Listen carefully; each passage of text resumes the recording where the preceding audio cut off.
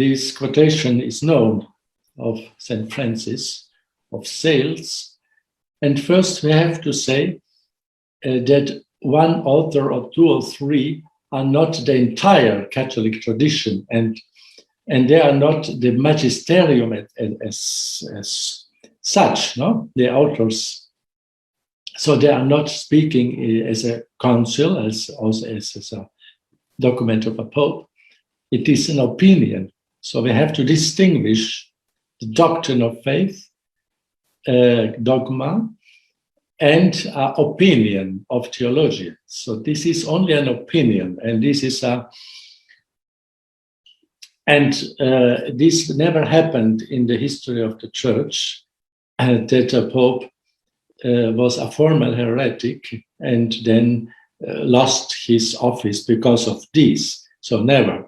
And therefore, this is a very strong argument that this theory or opinion, even if it is from St. Robert Bellarmine or St. Francis of Sales, is not the constant meaning of the Church, of the magisterium.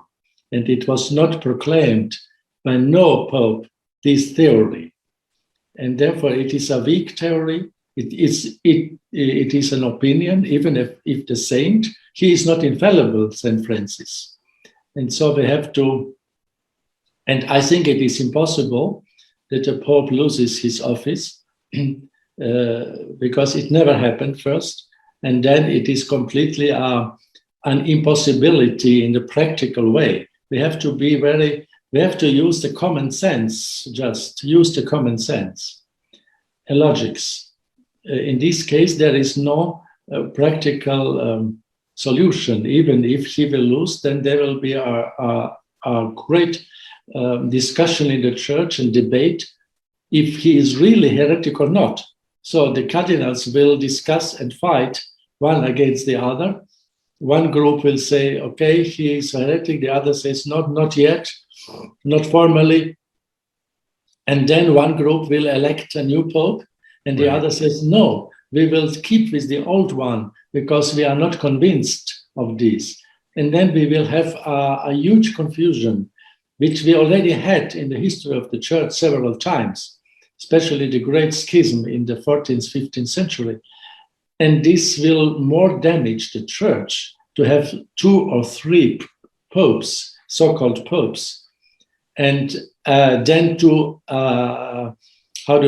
to bear to this pope who is spreading errors, because he is not eternal, and the church is more powerful than a single pope who is spreading errors. So he is not eternal, I repeat, and he will pass away, I mean.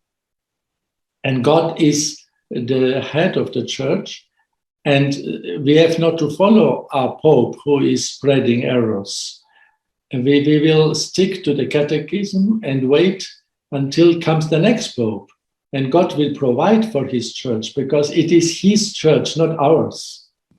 And therefore, such measures, I mean, this meaning implicitly, they identify the Pope with the entire church, but the Pope is not the entire church. The church is greater than a single Pope.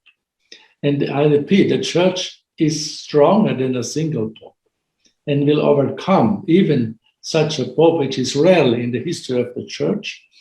And it is a divine doctrine of faith that a Pope cannot proclaim a heresy ex cathedra because he is infallible in these cases. No?